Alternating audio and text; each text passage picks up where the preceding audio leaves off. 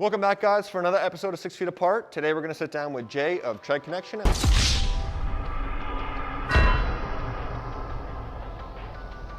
And learn a bit about the mobile tire business.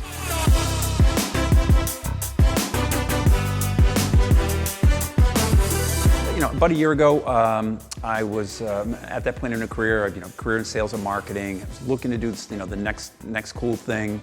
I've always come up with dumb ideas for running my own business and stumbled across Tread Connection, the idea of mobile tire.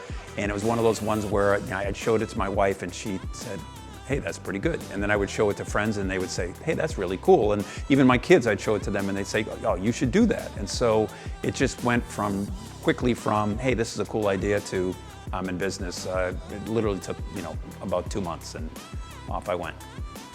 It was such a change of pace for me. I was a W-2, wore a suit to work every day or, well, at least wore a suit from waist up doing Zoom calls, from my office for a couple of years. So the idea that I was going to physically go out and change tires, she made me make sure that I literally went out and changed tires for a day to say that, could I physically do it? Would I enjoy it? And once I did it, I loved it. I only live a couple of miles from here. I didn't know David, who owns this place, prior to getting into the tire business, all right? And I had done a job for somebody north of Boston, and it actually is one of those, his son bought a camper to do a bucket list trip. His son had this guy's kid had graduated from college, bought a camper. I put new tires on it for them. He posted it on Facebook, it got a lot of likes. Well, one of the people that liked it was David, who owns this place.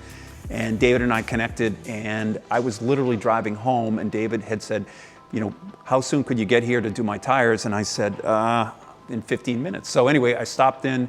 He's got a Porsche Macan. I put his snow tires, seasonal tire swap for him. We got to talking, and the next thing I know, he walked me down here and gave me a tour. I know you can't see all the cars in the collection behind us here, but both David and his wife are collectors. There's a Fiat that she's had for a bunch of years. There's a 914 that she's had for a bunch of years. Every one of these cars he uses all the time. Like one of the cars behind us, he's going to run in a snow autocross this Sunday.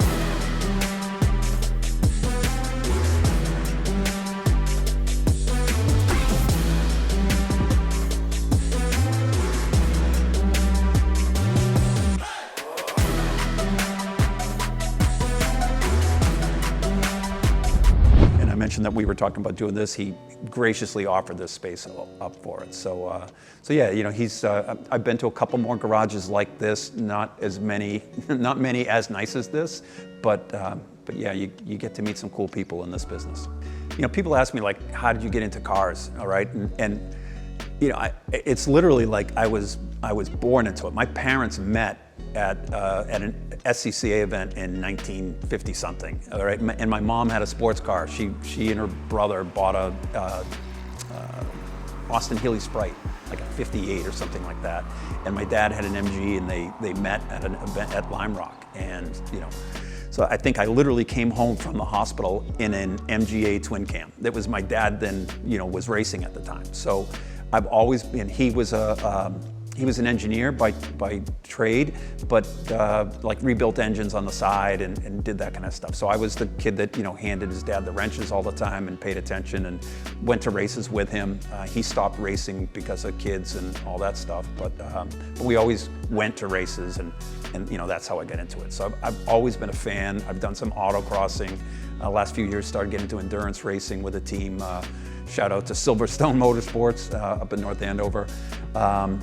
But got into that with those guys, and it just, again, it's opened up the world. And now I seem to know hundreds of people that are into cars. Thank you guys for watching another episode of 6 Feet Apart. The East Coast Run 2021 GT is actually almost full, so if you want to sign up, we have a few spots left. Check out our Instagram @squad_driven, and we'll see you next time.